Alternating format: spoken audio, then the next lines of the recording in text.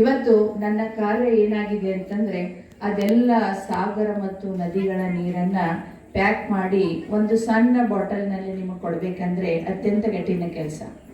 ಯಾಕಂದ್ರೆ ಇಷ್ಟು ವಿಸ್ತಾರವಾಗಿರ್ತಕ್ಕಂಥ ನಾಲೆಡ್ಜ್, ಜ್ಞಾನ ಮತ್ತು ಈ ಜ್ಞಾನ ಅನುಭವ ಮಾಡಿಕೊಳ್ಳುವಂಥದ್ದು.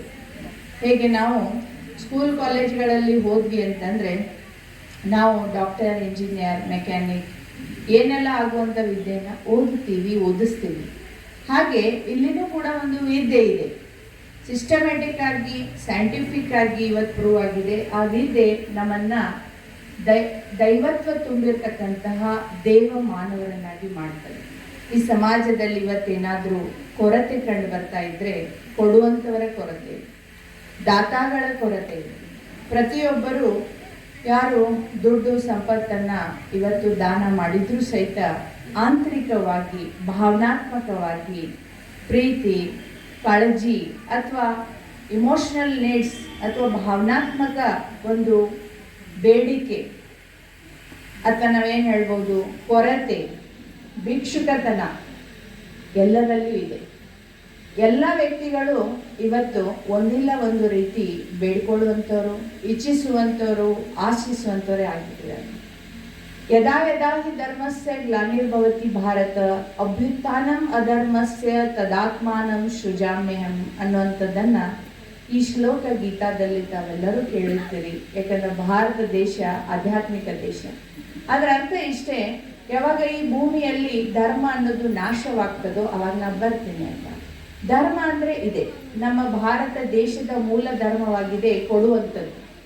ಅದನ್ನೇ ನಾವು ಒಂದೇ ಶಬ್ದದಲ್ಲಿ ಹೇಳೋದು ಅಂದ್ರೆ ದೇವತಾ, ದೇವತೆಗಳೇ ಇಲ್ಲಿ ವಾಸ ಮಾಡ್ತಿದ್ರು ಅಂತ ಹೇಳಿದ್ರು.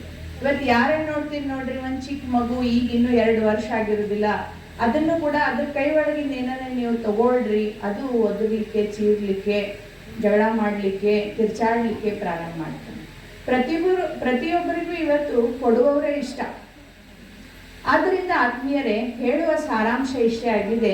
ಈಶ್ವರ ವಿಶ್ವವಿದ್ಯಾಲಯದ ಮುಖ್ಯ ಗುರಿ ಉದ್ದೇಶ ಏನು? ಯಾರೇ ಎಲ್ಲೇ ಬೇಕಾದ್ರೂ ಕೇಳ್ತಾರೆ, ಏನ್ರಿ ಇಲ್ಲಿ ನೀವೇನ್ ಮಾಡ್ತೀರಿ, ಇಲ್ಲೇನ್ ನಡೀತದೆ?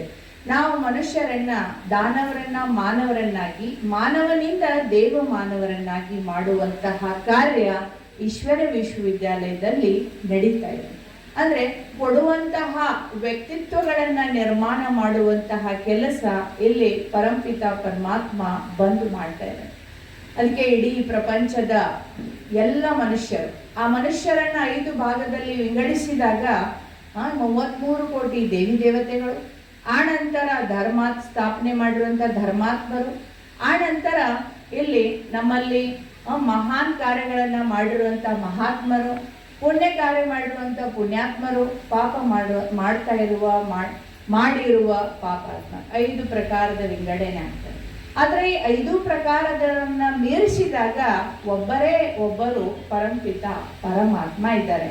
ಅಥವಾ 5 ಪ್ರಕಾರದ ಮನುಷ್ಯಾತ್ಮರಿಗೆ ಹೆಡ್ ಆಗಿರ್ತಕ್ಕಂಥವ್ರು, ಅಧಿಪತಿಯಾಗಿರ್ತಕ್ಕಂಥವ್ರು, ಸರ್ವಶ್ರೇಷ್ಠ ಆಗಿರ್ತಕ್ಕಂಥವ್ರು, ಸರ್ವಶಕ್ತಿವಾನರಾಗಿರ್ತಕ್ಕಂಥವ್ರು, ಅದೆಲ್ಲಕ್ಕಿಂತಲೂ ಹೆಚ್ಚಿಗೆ ಜ್ಞಾನ ಸಾಗರನಾಗಿರ್ತಕ್ಕಂಥವ್ರು, ಅವರು ಪರಂಪಿತ ಪರಮಾತ್ಮ. ಆ ತಂದೆ ಈಗ ಈ ಭೂಮಿ ಮೇಲೆ ಯದಾ ಯದಾ ಹಿ ಧರ್ಮಸ್ಯ ಅಂತ ಹೇಳಿರುವಂತೆ ಧರ್ಮಗ್ಲಾನಿಯಾಗಿದೆ ಅಂದ್ರೇನು?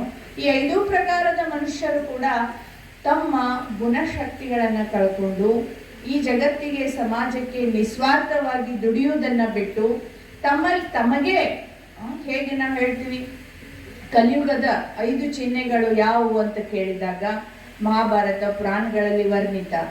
ಹಸಿವು ತನ್ನ ಹಾಲನ್ನ ತಾನೇ ಅದು ಕುಡಿತಿತ್ತು, ಹಣ್ಣು ಬೇರೆದವ್ರಿಗೆ ಕೊಡಬೇಕು, ಅದು ಕೊಡದ್ಬಿಟ್ಟು ತಾನೇ ಪಡ್ಕೊಳ್ತಿತ್ತು. ಮತ್ತು ಬಾವಿಗಳು ಹಂಗೆ ವಿಸ್ತಾರವಾಗಿರ್ತಕ್ಕಂಥ ವಿಷಯ ಇದೆ. 4 ಬಾವಿಗಳು ಕೂಡಿ ಒಂದು ಬಾವಿಯ ನೀರನ್ನ ಸಮಾವೇಶ ಮಾಡ್ಲಿಕ್ಕಾಗಲಂತೆ ಒಂದೇ ಬಾವಿ 4 ಬಾವಿಯ ನೀರುಗಳನ್ನ ಸಮಾವೇಶ ಮಾಡ್ತಿದ್ದ. ಈ ರೀತಿ ಕಲಿಯುಗದ ಬಹಳಷ್ಟು ವರ್ಣನೆ ಇದೆ. ಹಾಗೆ ವರ್ತಮಾನ ಸಮಯದಲ್ಲಿ ಹೇಗೊಂದು ಫಿಲಿಮಿನ ಹಾಡು ಕೂಡ ಇದೆ ನೋಡ್ರಿ, ನ್ಯಾಯ ಮಂದಿರದಲ್ಲಿ ನ್ಯಾಯವೂ ಸಿಗ್ಲಿಲ್ಲ, ದೇವ ಮಂದಿರದಲ್ಲಿ ದೇವನು ಸಿಗ್ಲಿಲ್ಲ. ಆ ಸಮಯ ಇದಾಗಿದೆ. ಅಂದ್ರೆ ಹೆಸರೇನೇ ಆಗಿರ್ಬೋದು, ಆದ್ರೆ ಆ ಸ್ಥಾನದಲ್ಲಿ ಅದೆಲ್ಲ ಸಿಕ್ಕಿರ್ತದೆ ಅಂತಲ್ಲ. ಆದ್ದರಿಂದ ಅಂಗಡಿಗಳಿಗೂ ಪ್ಯಾರಡೈಸ್ ಅಂತ ಹೆಸರಿಟ್ಟಿರ್ತಾರ. ಮತ್ತಿನ್ನೆಲ್ಲೋ ನೀವು ಹೋಗಿ ಅಶೋಕ ಅಂತ ಇರ್ತ, ಅಶೋಕ್ ಹೋಟೆಲ್ ಅಂತ, ಅಶೋಕ ಅಂದ್ರೆ ಶೋಕ ಆಗ್ಬಾರ್ದು.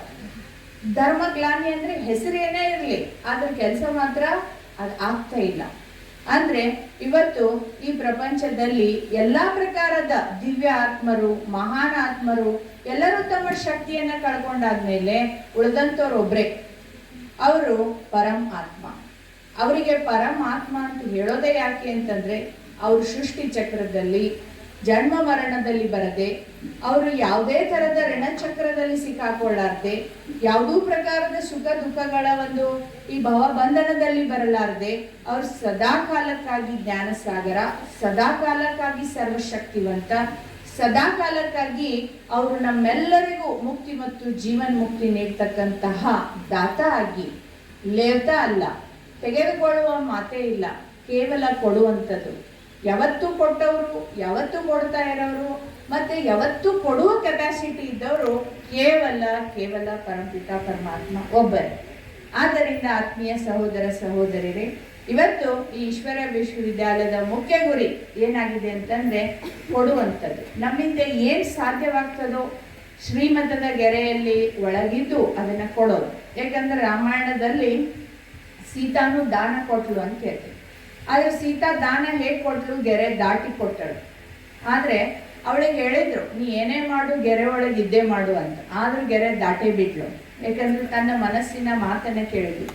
ಹಾಗೆ ಇಲ್ಲಿ ಕೊಡುವಂಥದ್ದು ಅಂತಂದ್ರೆ ಏನೂ ಕೊಟ್ಟು ಬಿಡ್ತಾರೆ ಅಂತಲ್ಲ, ಆದ್ರೆ ಪರಮಾತ್ಮ ಹಾಕಿ ಕೊಟ್ಟಂತಹ ರೇಖೆಗಳು, ಶ್ರೀಮತದ ಗೆರೆಗಳು, ಅದರ ಒಳಗಿದ್ದು ನಾವು ಎಷ್ಟು ಸುಖ, ಯಾವ ರೀತಿಯ ಸುಖ ನಾವು ನೀಡೋದಕ್ಕೆ ಸಾಧ್ಯ ಇದೆ, ಜ್ಞಾನದಿಂದ, ನಮ್ಮ ಮನಸ್ಸಿನಿಂದ, ನಮ್ಮ ಶಬ್ದಗಳಿಂದ, ನಮ್ಮ ಭಾವನೆಗಳಿಂದ, ನಮ್ಮ ವ್ಯಕ್ತಿತ್ವದಿಂದ, ಅದು ಎಲ್ಲ ರೀತಿಯ ಸುಖವನ್ನು ಈಶ್ವರ ವಿಶ್ವವಿದ್ಯಾಲಯದಲ್ಲಿ ನಾವು ಕೊಡುವಂತಹ, ನಾವು ಸ್ವತಃ ಮತ್ತೆ ನಾವೆಲ್ಲರೂ ಕೂಡ ಏನು ಕಲಿತಾ ಇದ್ದೀವಿ, ಕಲಿಸ್ತಾ ಇದ್ದೀವಿ ಅನ್ನೋಕ್ಕಿಂತ ನಾವು ಇನ್ನೂ ಕಲಿತಾನೆ ಇದ್ದೀವಿ ಅಂತಿದ್ದವರೆಗೆ, ನಾವು ಕಲಿತು ಇನ್ನೊಬ್ರಿಗೆ ಏನು ಕಲಿತೀವಿ ಅಥವಾ ಜೊತೆಗೆ ಕಲಿತಾ ಇದ್ದೀವಿ. ನಾವೆಲ್ಲರೂ ಮುಂದೆ ಹೋಗಿ ಸಂಪೂರ್ಣ ತೆಗೆದುಕೊಳ್ಳೋದನ್ನು ಬಿಟ್ಟು ಪೂರ್ಣ ಭಗವಂತನಿಂದ ಪಡ್ಕೊಂಡು ಎಲ್ಲರಿಗೂ ಕೊಡುವಂಥವ್ರಾಗ್ತೀವಿ. ಆದರೆ ಅಂಥ ಕೆಪಾಸಿಟಿ ಆ ಒಬ್ಬ ಭಗವಂತನ ಜೊತೆಗೆ ಯೋಗ ಇಟ್ಕೊಳ್ಳೋದ್ರಿಂದ ಆಗ್ತದೆ.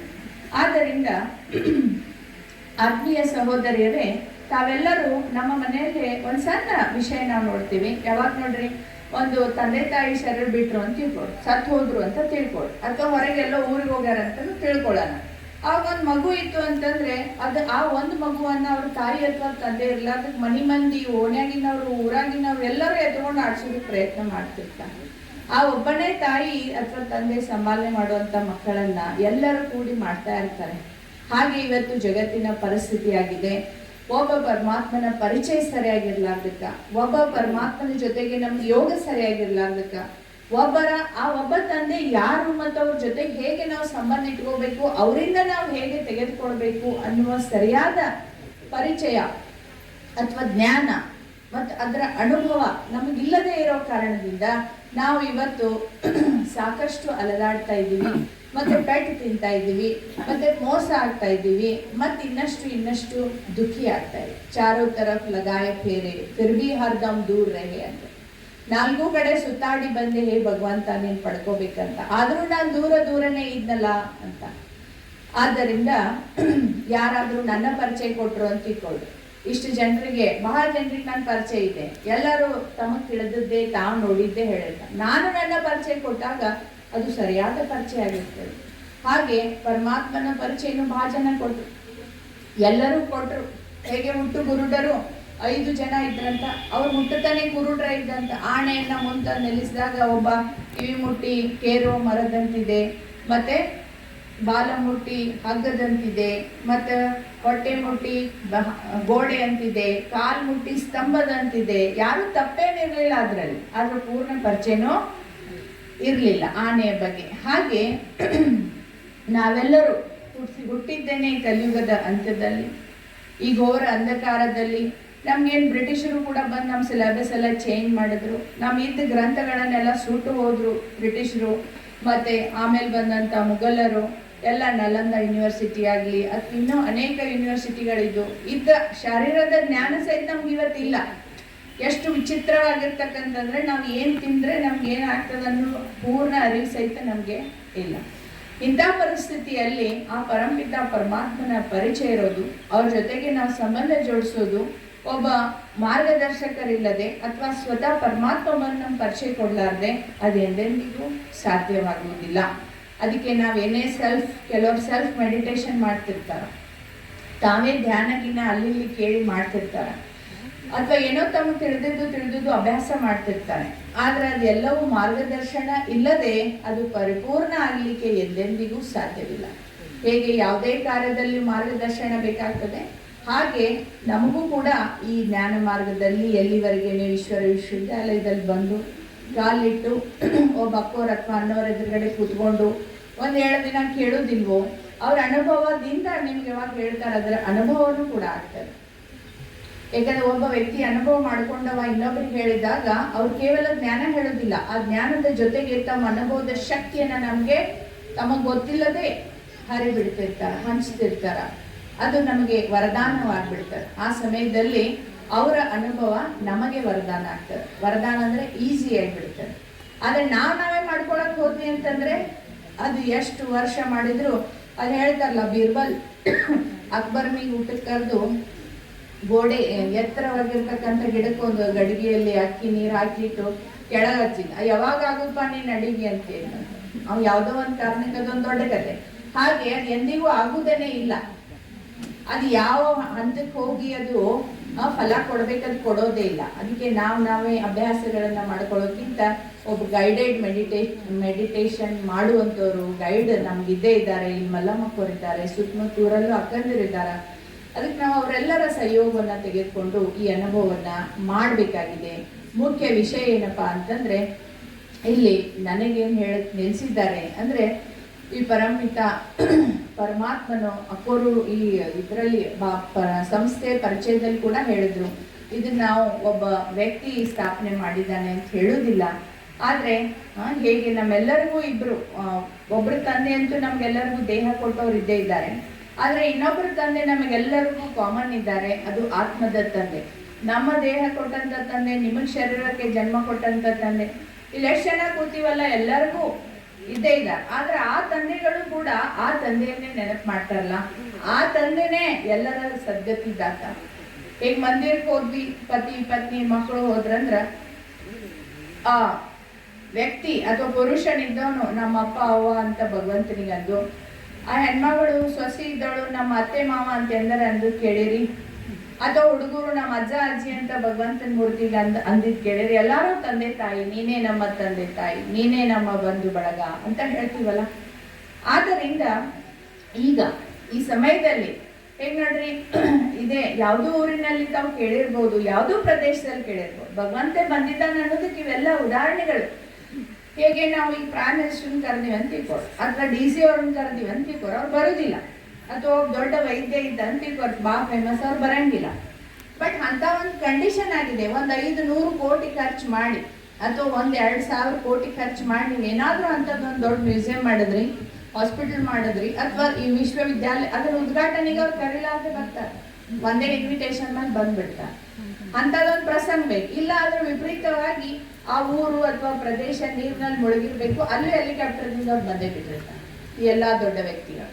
ಅಂದ್ರೆ ಹಾಗೆ ಕರೆದ್ರೆ ಯಾರು ಬರಂಗಿಲ್ಲ, ಈಗಿನ VVIPಗಳು ಸಹಿತ ಬರಂಗಿಲ್ಲ. ಅಂದ್ಮೇಲೆ ಪರಮಾತ್ಮನು ಕೂಡ ನಾವು 2,500 ವರ್ಷಗಳಿಂದ ಈ ಭೂಮಿ ಮೇಲೆ ನಾವು ನೀವೆಲ್ಲರೂ ಕೂಡ್ತಾ ಬಂದ್ವಿ. ಆದ್ರೆ ಅವ್ರ ಕಾರ್ಯ ಇದ್ದಾಗಲೇ ಅವ್ರು ಬರೋದು, ನಾವು ಕರೆದ್ವಿ ಅಂದ ತಕ್ಷಣ ಅವ್ರು ಬರಂಗಿಲ್ಲ. ಆದ್ರೆ ಅವ್ರು ಬಂದಿರುವಂತ ಸಮಯ ಹೇಗೆ ಪಂಚಾಂಗ ಅಂತ ನೋಡ್ತಾರೆ ಯಾರು, ಜ್ಯೋತಿಷಿಗಳು. ಹಾಗೆ ಪರಮಾತ್ಮನು ಕೂಡ ಬರುವಂತ ಸಮಯ ಅಂದ್ರೆ ಕಾಲ ಮತ್ತು ತಿಥಿ, ಮತ್ತೆ ಆ ಸಮಯ ಮತ್ತೆ ಅದು ಮುಂದೆ ಬರ್ತಕ್ಕಂಥ ಯುಗ, ಈಗ ಯಾವ ಯುಗ ನಡೆದಿದೆ, ವರ್ತಮಾನದಲ್ಲಿ ಎಲ್ಲರ ಸ್ಥಿತಿ ಹೇಗಿದೆ, ಅದನ್ನೆಲ್ಲ ನೋಡ್ಕೊಂಡೇ ಬರ್ತಾರೆ. ಅದಕ್ಕಾಗಿ ಭಗವಂತನಿಗೆ ಅವಶ್ಯಕತೆ ಈ ಸಮಯದಲ್ಲಿ, ಈ ಭೂಮಿಗೆ ಭಗವಂತಂದು ಅವಶ್ಯಕತೆ ಈ ಸಮಯದಲ್ಲಿ. ಆದ್ದರಿಂದ ನಾವೆಲ್ಲರೂ ಬರೀ ಹೇಳೋದ್ರಿಂದ ಗೊತ್ತಾಗುದಿಲ್ಲ, ಅದಕ್ಕೆ ಅನುಭವ ಮಾಡಬೇಕಾಗ್ತದೆ. 1-2 ನಿಮಿಷ ನಾವೆಲ್ಲ ಮೆಡಿಟೇಷನ್ ಮಾಡಿಸ್ತಾರೆ, 1-2 ನಿಮಿಷ ನಾನು ಹಾಗೆ ಬಂದಿದ್ದಾರ ಅಂದ್ರೆ ನಿಮ್ಗೆ ಬಂದು ಸ್ವಂತ ಅನುಭವ ಮಾಡಿದಾಗಲೇ ಎಲ್ಲರಿಗೂ ಗೊತ್ತಾಗ್ತದೆ. ಒಂದು 2 ನಿಮಿಷ ಈ ಉರಿ ಬಿಸಿಲಿನಲ್ಲಿ ಪ್ರಯತ್ನ ಮಾಡೋಣ.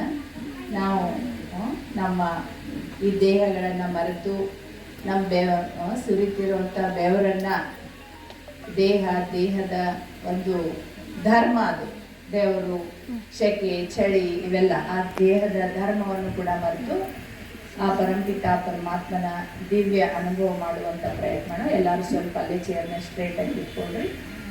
ಒಂದು ಸ್ವಲ್ಪ ನಿಮ್ಗೆ ರಿಲ್ಯಾಕ್ಸ್ ಆಗುವಂಥ ಪೊಸಿಷನ್ನೇ ಕೂತ್ಕೊಳ್ರಿ. ಕೈಗಳನ್ನು ತೊಡೆ ಮೇಲೆ ಆರಾಮಾಗಿರ್ರಿ. ಕಾಲು ಯಾರೇ ಹತ್ರ ಇಟ್ಕೊಂಡಿರ್ತಿಲ್ಲ, ಸ್ವಲ್ಪ ಪಾದಗಳನ್ನ ನೆಲಕ್ಕೂರಿ ನೇರವಾಗಿ ಒಂದು ಕಡೆ. ದಿನ ಮೆಡಿಟೇಷನ್ ಮಾಡೋರು ಗೊತ್ತಿರ್ತದ, ಹೊಸದಾಗಿ ಬಂದಿದ್ರೆ ಒಂದು ಕಡೆ ನಿಮ್ಮ ದೃಷ್ಟಿಯನ್ನು ಏಕಾಗ್ರಗೊಳಿಸಿ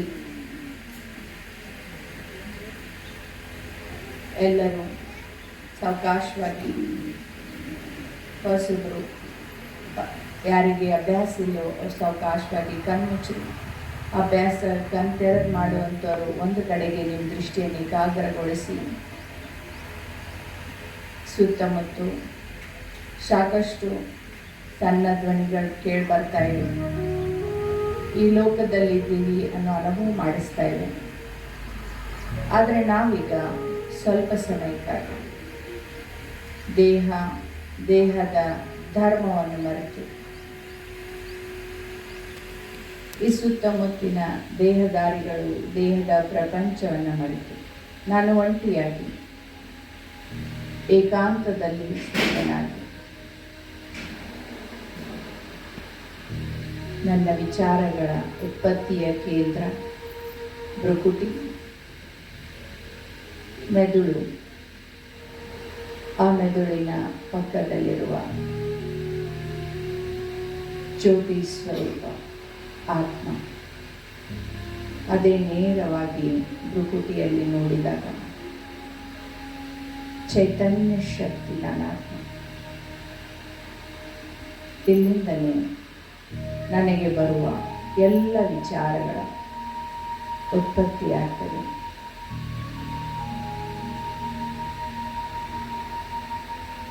ನನ್ನಲ್ಲಿ ನಾನಾ ಪ್ರಕಾರದ ವಿಚಾರಗಳು ಒಳಗೆ ತುಂಬಿಕೊಂಡಿವೆ. ಆದರೆ ಇವತ್ತು ಒಂದು ಅವಕಾಶ ಇದೆ. ಕೇವಲ ಶ್ರೇಷ್ಠ ನನ್ನ ಉನ್ನತಿಗೆ ಕಾರಣವಾಗುವಂತಹ, ನನ್ನನ್ನು ಸಂಪೂರ್ಣ ಸಂಪನ್ನ ಮಾಡುವಂತಹ ಒಂದು ವಿಚಾರ. ನಾನು ಚೈತನ್ಯ ಶಕ್ತಿ ಆತ್ಮನಾಗಿದ್ದೀನಿ. ಹೊಳೆಯುವಂತಹ ಜ್ಯೋತಿ.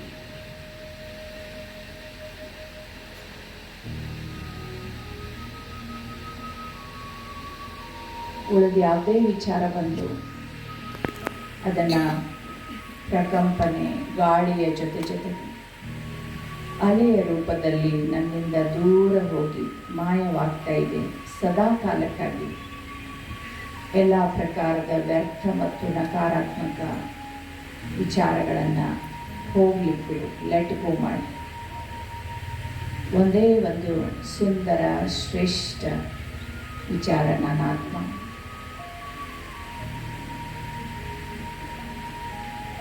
ಎಲ್ಲ ಬಂಧನಗಳಿಂದ ಮುಕ್ತ ಸ್ವತಂತ್ರವಾಗಿರುವ ಆತ್ಮನಾಗಿದ್ದೀನಿ.